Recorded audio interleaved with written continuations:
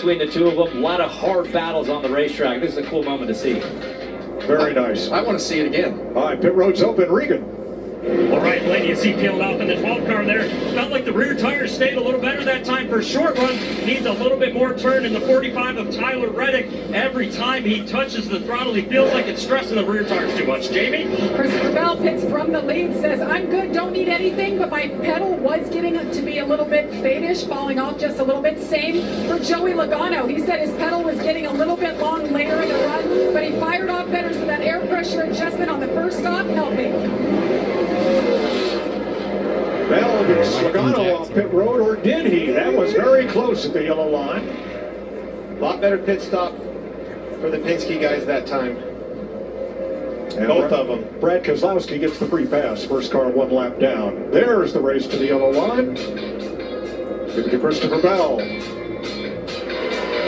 Kyle Busch into the wall, and then SVG spins and brings out the caution.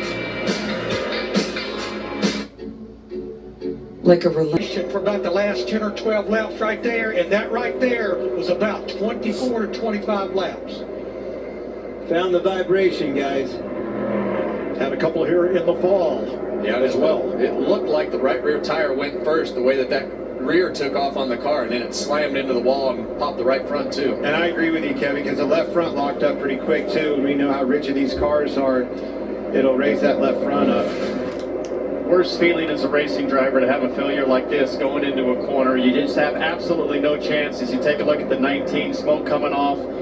And guys, you've been there, I've been there. You just try to relax your body and not tighten up. It's the hardest thing to do. It always feels like it picks up speed from about right there to the wall. And it never happens in a good place. Always going into the corner. Worst case scenario.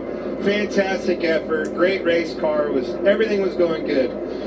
I don't know what his car was doing, but he was bottoming the brake pedal out both ends of the racetrack.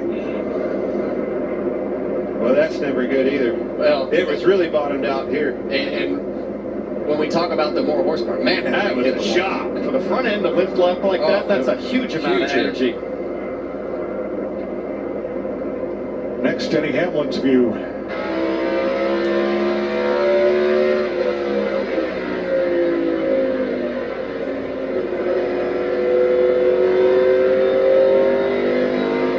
And Briscoe has gone behind the wall. So what kind of feeling is when you, not just when you see that happen, but when it's your teammate? Well, it definitely makes you ask a lot of questions on the radio. Where were they out on air pressure?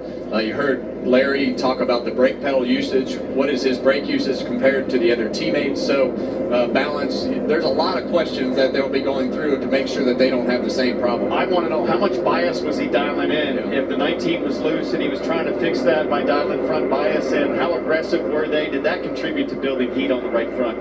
Well, I want to know how much air is in that right rear. Okay, do I have more in it? That's what I want to know. And he complained about the vibration of the tire, so he knew something wasn't right. And you guys made a point to us earlier that going down in that dog leg, using the apron in 1 and 2, that can contribute to it as well. So how much was he using there? All right, pit road's open. Briscoe was fourth. They're going to fill up with Sunoco race fuel with zero carbon bioethanol and get some fresh Goodyears. Regan. Well, the 54 at Ty Gibbs running in 4th place, having a very good day at a track that was a challenge for him last year. His message to the team so far, it felt really good that run. He's been very pleased all day long. In the 45 to Tyler Reddick, biggest issue he had, just a little bit too tight as he got on the top side of the racetrack. Christopher Bell so happy, no complaints at all, but they did tell him about the 19 and they said, we're looking into it, we're not sure what exactly happened, so teammates certainly keeping an eye there. Meanwhile, Joey Logano said he liked where the turn was in the car, let's keep it there, but I also need some grip. They want it all down there, guys. Christopher Bell has the best average pit stop time today, but Logano beats him out of the pits. And boom, there it is, another tire. First of the front row cars to have trouble.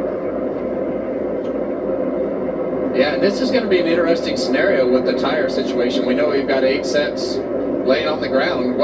What's going to happen here, Larry? We know it's going to fire off better on new tires. We had 8 stickers and a set of qualifying scuffs. If they pit here and do stickers, this will be the 5th set, and we're just halfway. Ooh. This could be a good opportunity to put your qualifying scuffs on there. Well, here's Byron with his shoes. taking another lap. They didn't open it. We'll just pit auto closed here. So pit road is not open, but they will pit and take the penalty, which is just restarting at the tail end of the longest line. Obviously a tough break, but not as bad as it could have been. Well, and I think there's a couple things here, Larry. You see if you agree with me on this. I think the more speed down the straightaway, we see another There's another one. Another one on the 88 there, Zillage.